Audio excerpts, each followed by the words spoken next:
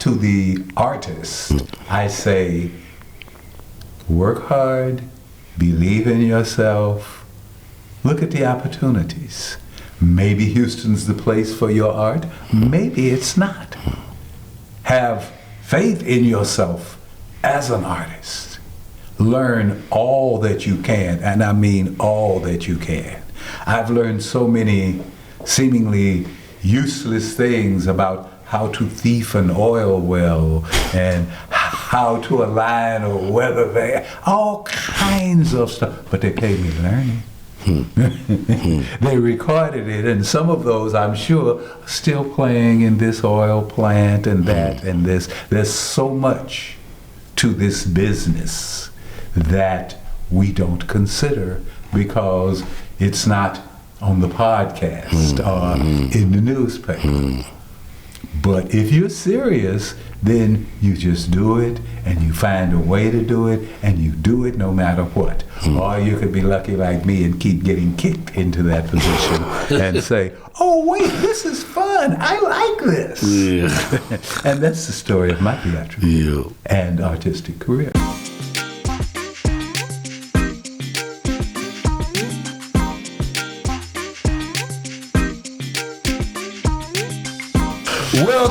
Welcome back to The Fade. I am your wonderful host, Brandon Morgan, and I'm sitting here with our illustrious guest, Mr. Manning Mpinduzi-Mott. My man. Good to have you here, man. How are you doing today? I'm actually doing great. Good. Having fun. I'm working on Fade to Black. All right. That's always fun. Of course, Fade to Black is the reason for the season. So, for the people who may not know you like in the manner that I do, can you just give me an intro of like who you are and what you do and where you're from and what you need and what you don't need? Sure. Let's see. I'm a native Houstonian. I've done just about everything that you can do in theater. Acted, directed, designed lights. I'm a union stagehand. I'm an equity actor. I was tech director at the ensemble for I think 5 years. And then the assistant tech director at Hobby Center in the small theater there for almost 15 years. In between, I had about 3 years where I did a whole lot of voiceovers. I had an agent who actually grabbed me by the collar, dragged me into the booth, and said, you know how to operate this equipment, slate, and then read this. And she walked out. And I didn't want to do voiceovers because it didn't seem like fun. You're all by yourself in a little booth. It's usually hot because they turn off the air. But then I started seeing the checks and became the voice of Lotto, Texas. They were, flying me back and forth to Austin on a regular basis just to record some more numbers. Because every time the jackpot went up, then they played, and I got paid a new number. And if it happened to hit a number that we didn't already have recorded, well, they flew me to Austin, and I'd record some more numbers. Man, look at that. Man, I'm just glad to have you here, man, because you have an illustrious amount of theater knowledge and art knowledge, man. So just give me some background, right, from little man into the grown man that he is now. Like, what is that journey like for you, like coming from where you started to now? Okay, I'll take you all the way back to little Manning. He's a third grader. A teacher from another room comes in, hands him something, and says, read this. So I do. I don't know why, but I read it. And while I'm reading it, my teacher comes over and says, oh, wow. And then they proceed to drag me around to half of the school to read this same something. And I still don't know why. They liked what I did. They put it on a program. They gave me a whole bunch more to say.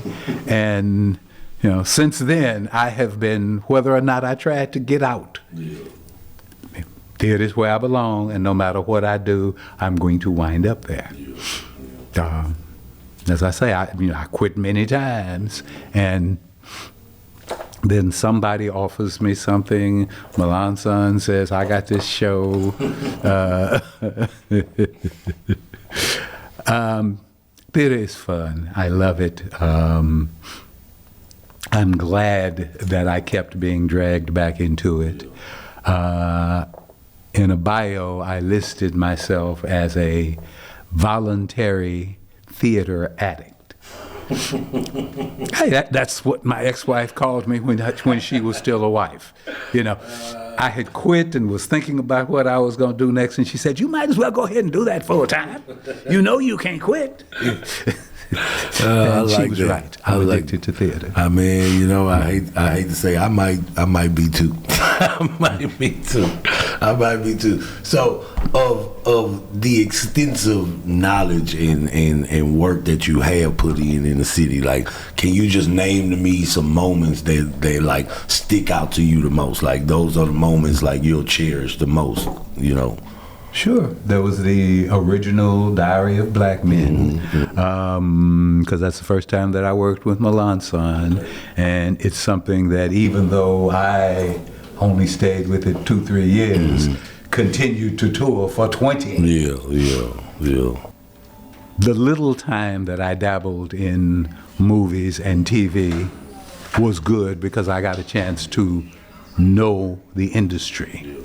And I had no interest in acting for a camera because I can't feel a camera. When I'm in front of an audience, Jim, I feel their emotions, and that's what fuels me. But it's just a camera. It didn't laugh, it didn't frown, so I didn't want to do that. But again, a good friend of mine, Brenda Sears, left his plane quite a while ago. But the first person I ever knew who was definitely going to be a professional performer, an actress. And she dragged me to a shoot that she was doing because she knew they would need martial arts extras, and I studied martial arts, and that was the first film work I ever did. Okay. The guy who was, his name was Sho Kosugi, Japanese, martial arts, big time. And when he found out that I could actually follow his choreography and stuff, he was just so happy. And all of a sudden, instead of getting knocked down twice, we fought this whole long fight. We go in one window, well, not really in, but the camera says we went in this window, we fought up and down the hall, then he got away with his child. When they made the movie, you've heard the expression, left you on the cutting room floor? That's all that happened. The man went in through the window, and then you see him come out through the window with his child. That whole day of shooting, where I was so proud of being able to fall and get beat up, all gone. Yep, that is those are the joys and pains of film right there. Yes, I mean, I was a guest star on Walker, Texas Ranger. I'm happy about this. I thought this might even be a recurring role. I'm Lieutenant Trevette's cousin. And then when I finally get to read the thing, well, they killed me early in the thing. But I couldn't believe it. Get to die, live and die in the same day. I had 2 scenes with Trevette, and then they blew up my car, and then they rolled the opening credits. I was dead before the opening credits. Oh man, like before the episode even started. That's how Phil would treat you. That's how Phil would treat you. So I'm definitely gonna go back to the history of knowledge that you have, but I just been hearing about this thing, about that you and someone else that I may have interviewed and a good mentor of mine, like y'all may have been one of the first people to turn a stone over on what people like to call podcasting today.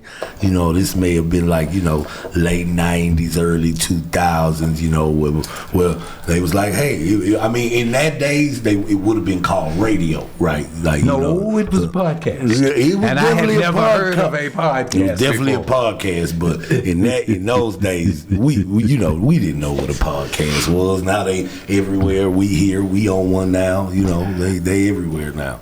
So you never really know. I didn't know what it was. You have, I believe, already interviewed Tim Dixon on this, and Tim said, "Let's do a podcast." I said, "What's that?" Well, we just gonna get together and talk about some stuff, and that's as much information as I got.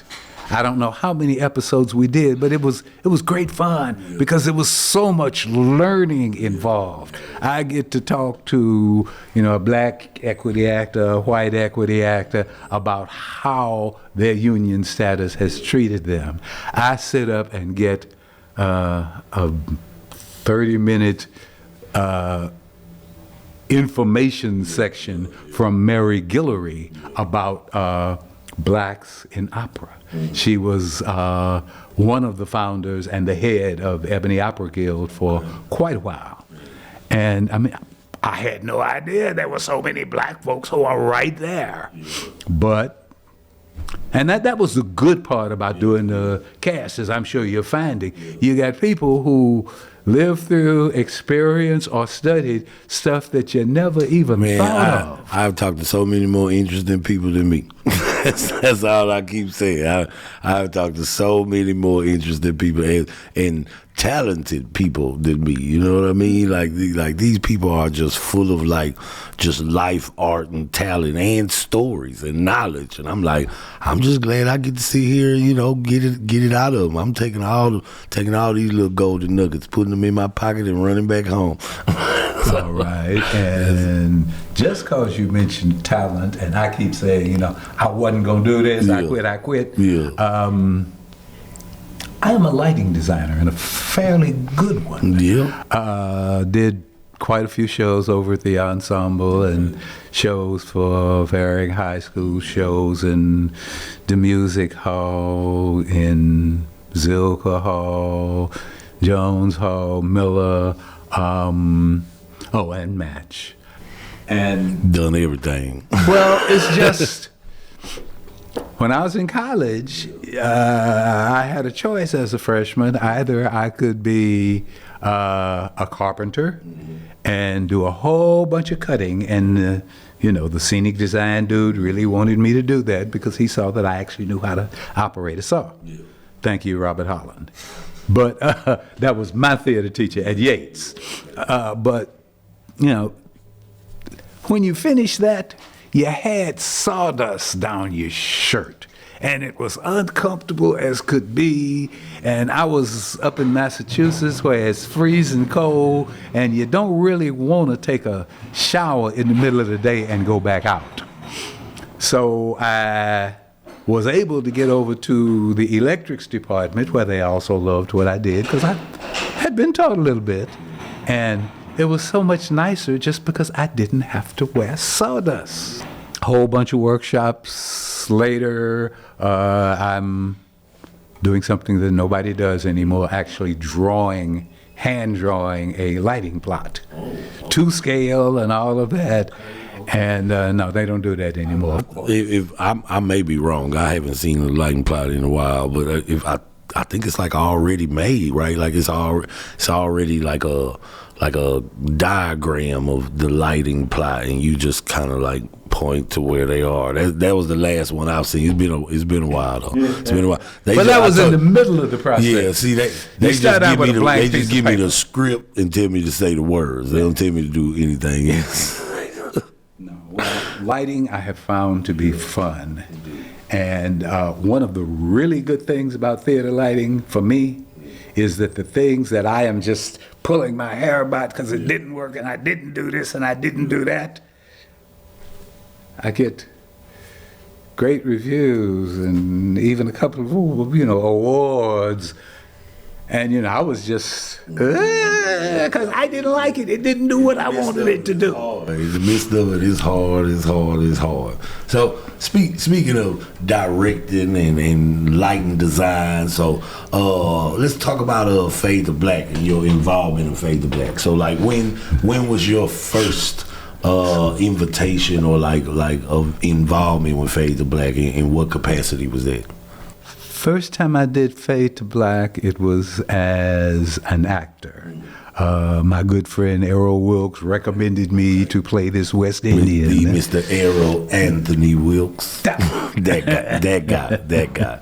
But I mean, he recommended me for this role. I told him I'm gonna have to pay him a commission if he keeps getting me work. But so I got a chance to, do this fun West Indian role where I'm arguing with this dude and telling him that my daughter's the ghost who lives in your house and you cannot mess with your dopey. It was fun. Yeah. And then I directed a 10-minute play. Okay. United Separatism. Okay. And it was, well, I think the script was a little bit too far off for our audiences, although they seemed to enjoy it. Yeah. I had great actors, which is, of course, the most important thing. But, let's see, it seems like I've also done one more thing, a reading. Yes. Okay. And the reading series. Yes, I did a reading in the reading series, and that again was just great fun. Yeah. So, how you feel about the upcoming festival for 25? Just give me all of your good feelings about the new and upcoming festival. All right, this 25 Spectacular is just that. It's going to be something like Houston has never seen before. Think of the theater festival in North Carolina, or I think it's called the International Black Arts Festival. I should know National this. Black Theater Festival. Yeah, that's what they call it. Yeah. Or for that matter, the and now I'm losing it. The big festival in New Orleans. Okay. The Essence Festival. Yes, the Essence Festival. Yeah. Okay. These are things that bring a whole bunch of people in. These are things that put entertainment in every entertainment venue around the city. And that's what this Fade for 25 is going to do.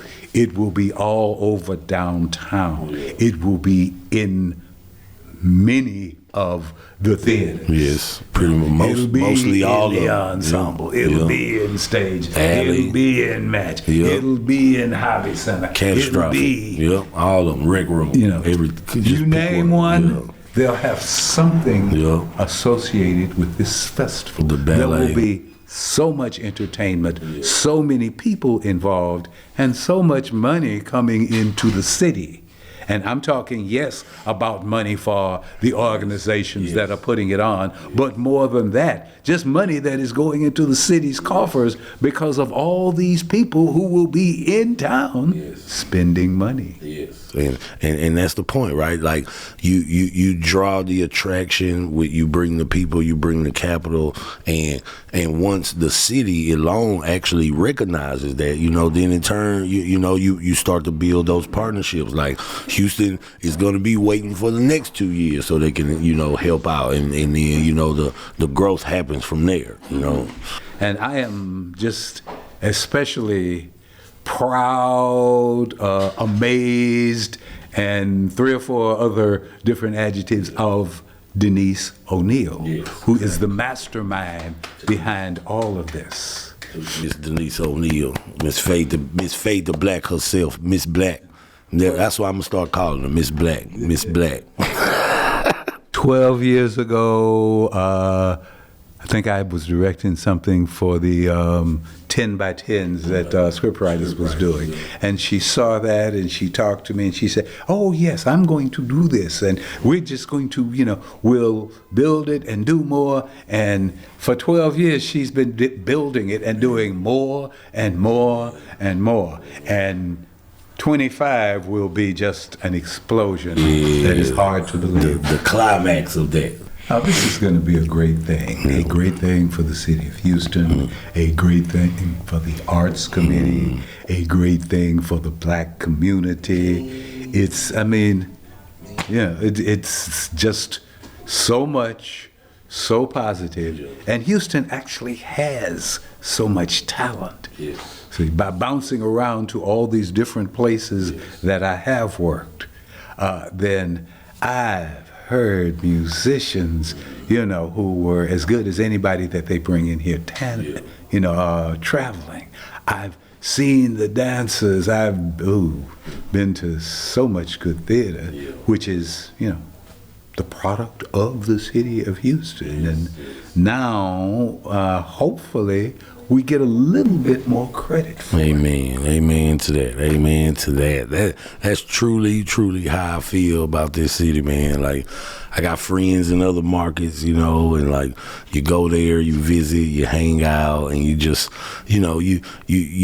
you imagine these places that are larger markets like the New Yorks and the LAs, and you're like, oh, this, like everyone here, like it's the cream of the crop, right? Like there's nothing short of the worst of the best, right? Like not the best of the worst, not the worst of. There's nothing here short of the worst of the best, right? And you spend enough time in these markets, you learn that they are a little. They don't deliver as much as you think that they would deliver. And when you come from a place like me, like Houston, like I look around and I'm like, man, the talent is so rich here, and like the community around the talent is even richer. You know what I mean? And that just breeds like a wonderful mix, like a wonderful mix of just beautiful art being made, and like people who are committed to making the art, passionate about making the art, and you don't get that much in the other markets, as much as you like. On the business side, most folks who are actually serious about this profession go east or west, or even to Chicago. But if you're serious about being an actor, there just are not as many opportunities in Houston as there are in LA or New York, or even Miami or Atlanta. I attribute that to also the infrastructure, right? So like, you go to Austin, places like Austin and Dallas, like these cities that are super close to Houston are set up for major film companies and major production companies to come in and do a theater play or film a Shell commercial. Like there's a production house there. You place to rent equipment and cameras. Like there's an infrastructure that's built around those places. Like the city and the permits that you can get in New York or California, to operate as to make it wonderful, make it a way for you to want to have to come down here. And Houston is a little behind on that, and with the space and capital that we do have, if that were to change, it would be a hub. Like it should be a hub. It could be, and there are people who are trying to interject some life into the city, through that. But like you say, like you got to get the city on board. Like New York is proud to make movies in New York. Oh yeah. People at the city of LA is happy and proud to have those movies filmed there, at their studios that are in LA. Like, Houston hasn't gravitated towards that. They do appreciate theater. Houston is booming in theater, but I mean, as a whole, like that's what you need. Like you need all the parts to make the whole machine move, right? Like not just one part of it, Well, I've been back and forth to LA semi-frequently, and I don't ever recall spending 3 days out there without seeing someone shooting in the street. Amen. It might be a huge union camera crew. It might be University of something or another's student crew, but the permits were happening, the work was happening, the people were getting paid, and that's where we need to move in Houston. And I think that the Fade to Black 25 will be a big step toward that. Towards that, exactly, man. Because that's what I always say. It's just we just missing the infrastructure, right? Like all my friends, I was on the set of a commercial, and they were talking about like why they don't normally, like the techies basically were talking about how they don't like to film in Houston much because it's just a hassle trying to get the equipment, right? So they rent equipment out of Austin, and it takes either 2.5 hours to get there, or you got to rent it and have it delivered, which incurs more costs. But Houston is a place that you want to record and shoot because of the space that you have and the different locations. But it's just a hassle of having to gain the equipment to get the job done. You know what I mean? And I don't think people realize that when people do like movies and commercials, like a lot of this equipment is rented. It's not that people own these, $15,000 cameras, these red cameras, and they don't really own them. It's a rented thing, just to get the job done. But it is all budgeted in the budget, right? So, and I'm just waiting. But you're right. I think Fade to Black is a wonderful step forward in that direction. We're having a film festival also, so that's gonna open a lot more doors for people to see films and be inspired to make more films. So I'm excited. I'm in hope of everything that you said, plus all the things that I said, and every 24 other 100 people have said too. So yeah.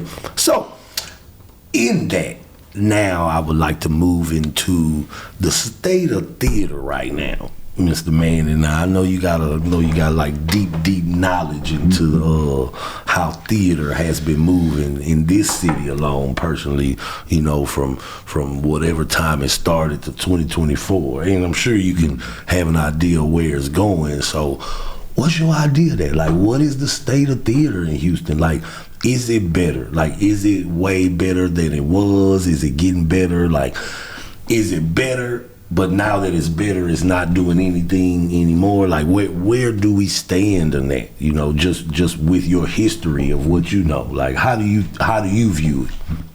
I'm happy to say there's a lot that I don't know about Houston's theater scene, because 15 years in one place where I didn't get to see anything else.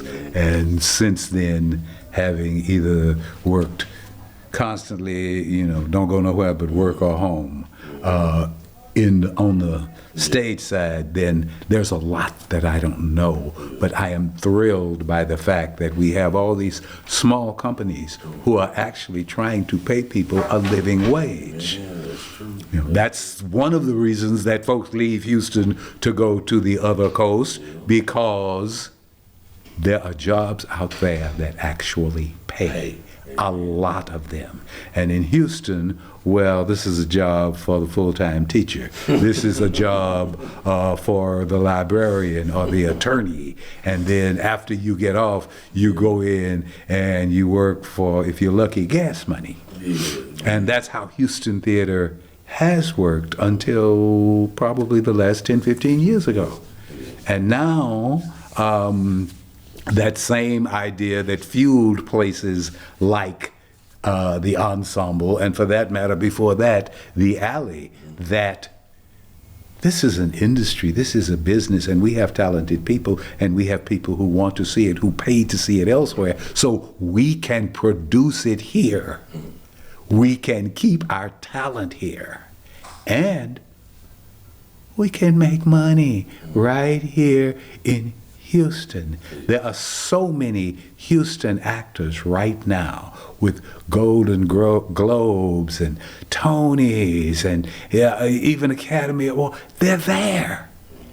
But they were Houston talents who went somewhere else because that's where they could get a job. Because there wasn't enough opportunities. Now, when they can get a job here, they'll stay here.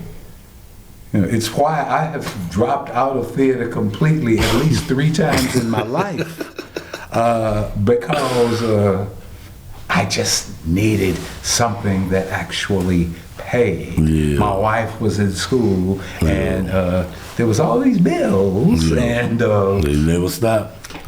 The state of the arts in Houston is bright and promising. Okay. There's so much happening, so many new producers, this huge festival that's coming. The music scene has usually been just popping.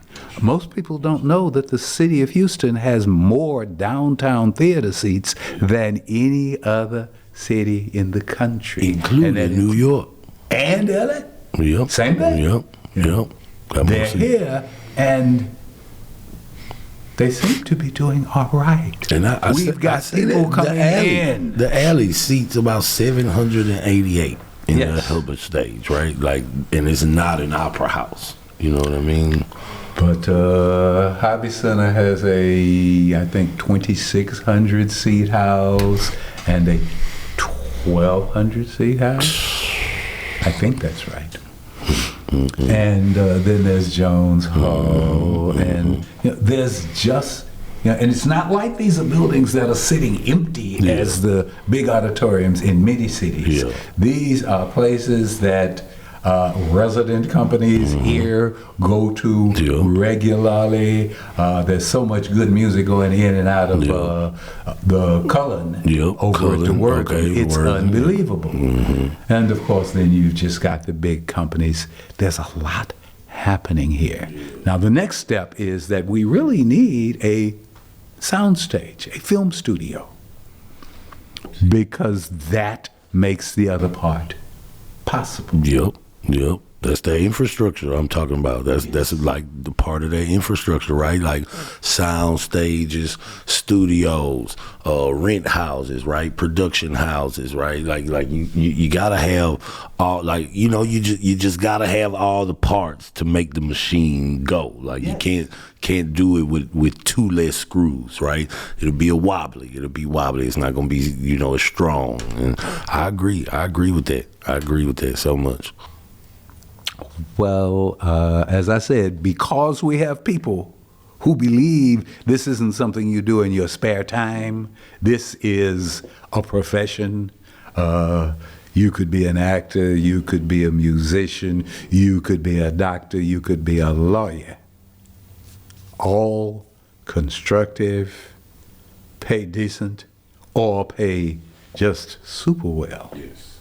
And, we've got to have some of these artists stay here and not hit the road to go there, and there.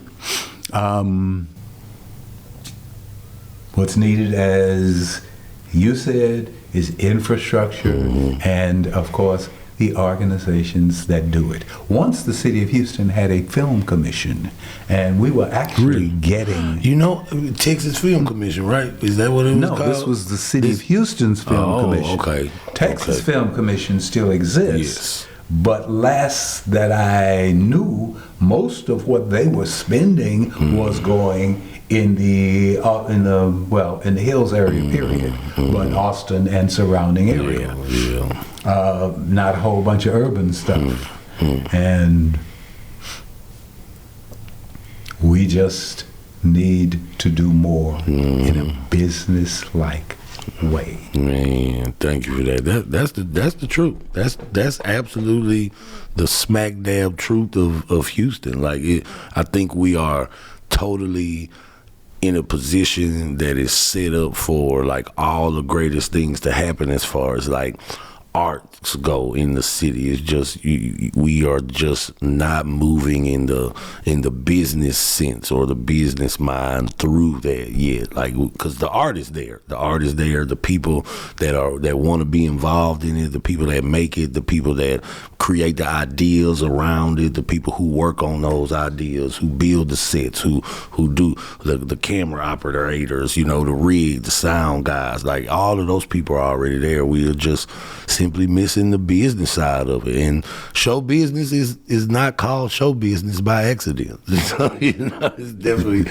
not called show business by accident. There's a lot of show happening, but Houston, we gotta get to the business. Houston got to get to the business. Now, that's always been the side I didn't want to deal with. Let's put on a show. Sure, I can light it, I can build the set, I'll act in it. I don't want to write it, but if you twist my arm, I might. But try to get butts in the seats. Try to get all that stuff you need to video or film. No, that's gotta somebody have else. some capital. Gotta have some capital. so what we like to do here on the fade is this little thing we like to call fade it forward, right? So it's just a moment or advice or time or nugget, something that you want to give out to the world or people. It could be anything. Like it could be something specific to the art, something personal for you, just a personal gift of advice to anything or anyone in the world. And you see this camera right here, that's all for you. And you can look directly into that camera and you can just give out all of that golden grace. Well, to the artist, I say, work hard, believe in yourself, look at the opportunities. Maybe Houston's the place for your art, maybe it's not. Have faith in yourself as an artist. Learn all that you can, and I mean all that you can. I've learned so many seemingly useless things about how to thief an oil well and how to align a weather van, all kinds of stuff. But they paid me to learn it. They recorded it, and some of those, I'm sure, are still playing in this oil plant and that and this. There's so much to this business that we don't consider because it's not on the podcast or in the newspaper. But if you're serious, then you just do it and you find a way to do it and you do it no matter what. Or you could be lucky like me and keep getting kicked into that position and say, oh, wait, this is fun. I like this. Yeah. And that's the story of my theatrical and artistic career. Man, thank you, man. And thank you again for stopping by the corner. I appreciate you, man. Once again, this is another episode of The Fade. I am your wonderful host, Mr. Brandon Morgan, sitting here with our illustrious guest, Mr. Manning Mpinduzi-Mott, and we will catch you next time. Thank you. We here at The Fade would like to send our heaviest condolences to the Durden family. Mr. Willie James Durden was a guest on our show. He is a friend, a teacher, a mentor, a staple in the theater community of Houston, and our hearts are heavy that we have lost him. But you will always be with us, Mr. Willie. We love you and we miss you. Well, speaking to the artists who are up and coming, one of the first dilemmas you run into for yourselves personally will be whether or not to accept a particular role and do that role. And I've told my kids to begin with, and every student that has come to me for advice, that when they decide to choose whether or not they're going to do a role, first decide whether or not they want their parents to see it. And if the answer is no, then I say, don't do it on stage. And then I said, decide if you want your kids to see it. If the answer is no, don't do it on film. And then if you decide whether or not you want God to see it. If the answer is no, don't do it.